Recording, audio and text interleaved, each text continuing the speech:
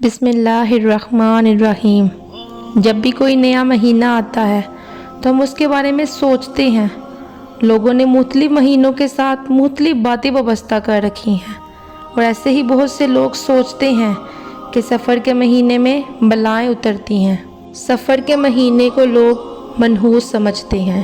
ایک طرف لوگوں نے خود سے بدشگونیاں پیدا کر لیں اور دوسری طرف خود سے ان کے حل تلاش کر لیے، جیسا کہ اس مہینے میں شادی نہ کرنا، چنے ابال کر محلے میں بانٹنا، آٹے کی 365 گولیاں بنا کر تالابوں میں ڈالنا تاکہ بلائیں ٹل جائیں اور رزق میں ترقی ہو، 311 یا اس سے زیادہ بار سورہ مزمل کو پڑھنا، اس مہینے کو مردوں پر بھاری سمجھنا اور اس کی 13 تاریخ کو منحوس سمجھنا، جس کو 13 تیزی بھی کہا جاتا ہے۔ لیکن حقیقت یہ ہے کہ ان باتوں کا ہمارے دین میں کوئی حیثیت نہیں، نہ کوئی حقیقت ہے۔ یہ سب لوگوں کے اپنے ذہن کی خود ساختہ باتیں ہیں۔ کسی بھی مہینے کو منحوس سمجھنے کی بجائے ہمیں یہ پتہ ہونا چاہیے کہ انسان کے اصل نفع و نقصان کا مالک صرف اور صرف اللہ تعالیٰ ہے، اور ہمارا اس پر یقین ہونا چاہیے۔ لیکن افسوس کہ شیطان ہر زمانے میں انسان کو حق سے دور کرنے کی پوری کوشش کرتا ہے اور اس کو اللہ کے بارے میں، اس کے دین کے بارے میں، خود اپنی ذات کے بارے میں، نفع نقصان کے بارے میں شک و شبہات میں ڈال دیتا ہے۔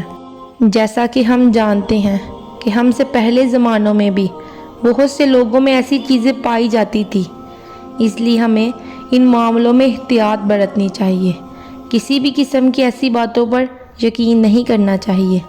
کسی بھی قسم کی بدشگونی سے بچیں، کیونکہ یہ ہمیں شرک کے نزدیک کرتی ہے اور اللہ کی رحمت سے دور۔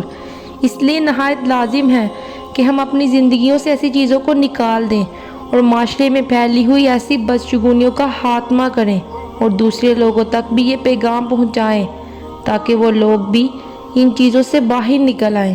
سفر کا مہینہ عام مہینوں کی طرح ایک مہینہ ہے۔ اس میں حضور صلی اللہ علیہ وسلم نے معمول کی عبادت کے علاوہ نہ کوئی خاص عبادت کی، نہ اس کا حکم دیا ہے۔ جیسا ذوالحج میں حج ہوتا ہے، روزے، صدقہ، قربانی وغیرہ ہوتی ہے، اسی طرح محرم میں روزہ رکھا جاتا ہے۔ لیکن سفر میں نہ کوئی روزے کا حکم ہے اور نہ کوئی خاص عبادت کا، اور نہ کوئی خاص بلا سے بچنے کے لیے خبردار کیا ہے۔ آپ صلی اللہ علیہ وسلم نے کبھی بھی یہ نہیں کہا کہ اس مہینے میں بلائیں نازل ہوتی ہیں یا کسی بھی قسم کی کوئی پریشانیاں آتی ہیں یا کسی پر باری ہے۔ ہرگز نہیں، ایسا کچھ بھی نہیں کہا گیا۔ اس مہینے سے جو باتیں جوڑی گئی ہیں ان کی کوئی حقیقت نہیں۔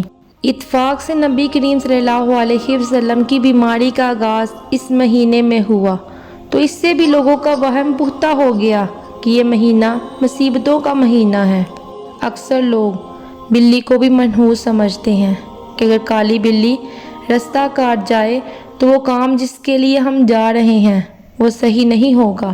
حضور صلی اللہ علیہ وسلم نے فرمایا، جو کسی چیز سے بدفعلی پکڑ کر اپنے مقصد سے لوٹ آیا تو اس نے شرک کیا، یعنی کہ اگر کوئی بلی کو دیکھ کر اپنے کام سے واپس آ گیا یا اپنا کام چھوڑ دیا تو اس نے شرک کیا، کیونکہ بلی کوئی قسمت بنا یا بگاڑ نہیں سکتی۔ بلی کے گزرنے سے کچھ نقصان نہیں ہوتا۔ اگر کوئی یہ سوچتا ہے تو اس نے اسے اللہ کے ساتھ شریک کر دیا، کیونکہ ہر مسلمان کا عقیدہ ہے کہ نفع و نقصان صرف اللہ کے ہاتھ میں ہے، کسی دوسرے کے ہاتھ میں نہیں۔ نبی کریم صلی اللہ علیہ وسلم نے ایک صحابی کو فرمایا کہ اگر سارے لوگ مل کر بھی تمہیں نفع دینا چاہے تو کوئی نفع نہیں دے سکتا جب تک اللہ نہ چاہے، اور سب مل کر اگر تمہیں نقصان پہنچانا چاہے کوئی نقصان نہیں دے سکتا جب تک اللہ نہ چاہے۔ تو اصل نفع و نقصان اللہ کے ہاتھ میں ہے۔ کوئی مہینہ، دن یا کوئی بھی چیز تمہیں نفع و نقصان نہیں پہنچا سکتی جب تک اللہ نہ چاہے، اور یہی چیز انسان کے توحید کو پکا کرتی ہے، اور اسی پر ہمارا ایمان ہے۔